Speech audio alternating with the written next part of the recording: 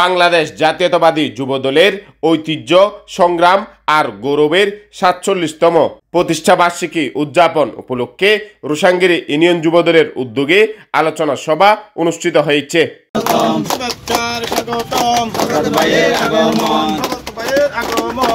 এই সময় অতিথিবৃন্দ কেক কেটে যুবদলের প্রতিষ্ঠা বার্ষিকী উদযাপন করেন।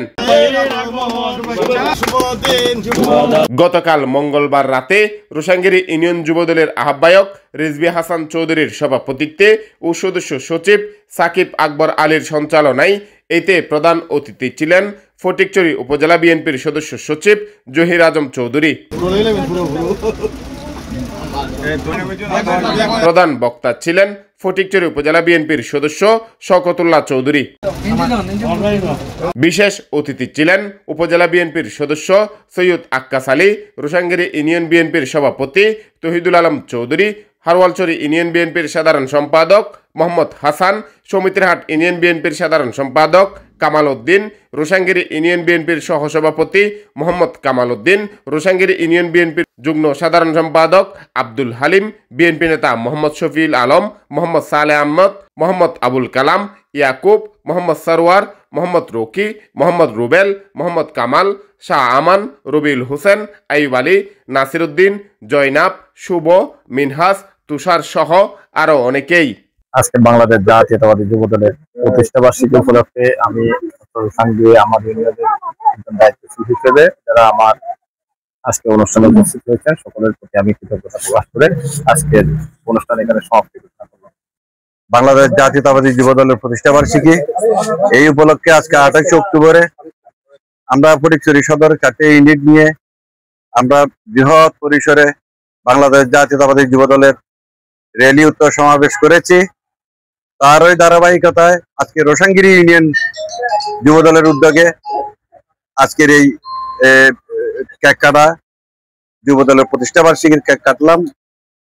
যুবদলের সভাপতি রোশাঙ্গিরি ইউনিয়নের জনাব রিজভী এবং সাধারণ সম্পাদক সাকিব আকবরের নেতৃত্বে আজকে এই কেক কাটা অনুষ্ঠান আমরা শেষ করেছি।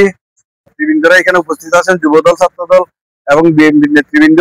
আমি তাদের এই আজকের এই প্রতিষ্ঠা বার্ষিকীতে তাদের সফলতা উত্তরোত্তর কামনা করছি এবং আগামী দিনে যাতে এই যুবদলকে সুসংগঠিত করতে পারে, রোশাঙ্গিরি যুবদল যাতে রেজভির নেতৃত্বে যাতে একটা শক্তিশালী যুবদলে পরিণত হয় এই প্রত্যাশা করছি।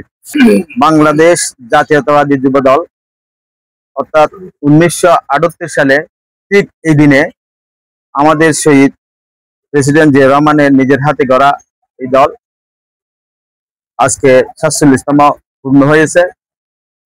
ওনার একটা উদ্দেশ্য ছিল তরুণ এবং যুবকদেরকে কাজে লাগানো। কারণ এই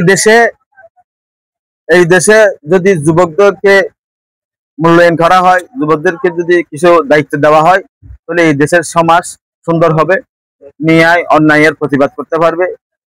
এই জন্য উনি একটা উদ্যোগ নিয়ে প্রথম একটি কমিটি করেছেন 1978 সালে। ঠিক এই দিনে 251 জন সদস্য বিশিষ্ট একটা কমিটি গঠন করেছিলেন। ঠিক ইনশাআল্লাহ সেই থেকে এই পর্যন্ত আজকের থেকে অবধি কমিটি সুসম্পূর্ণ একটা সুন্দর প্রতিষ্ঠা হয়েছে। উচ্চ হলে আমাদের যুবদল অর্থাৎ যুবকেরা হলো আমাদের দেশের সম্পদ। তারা যদি দেশের ন্যায় অন্যায় বা ন্যায় প্রতিষ্ঠা করতে হয় তাহলে যুবকদেরকে সুসংগঠিত করতে হবে। সেই সুবাদে ইনশাআল্লাহ আজ বাংলাদেশ যুবদল সুসংগঠিত।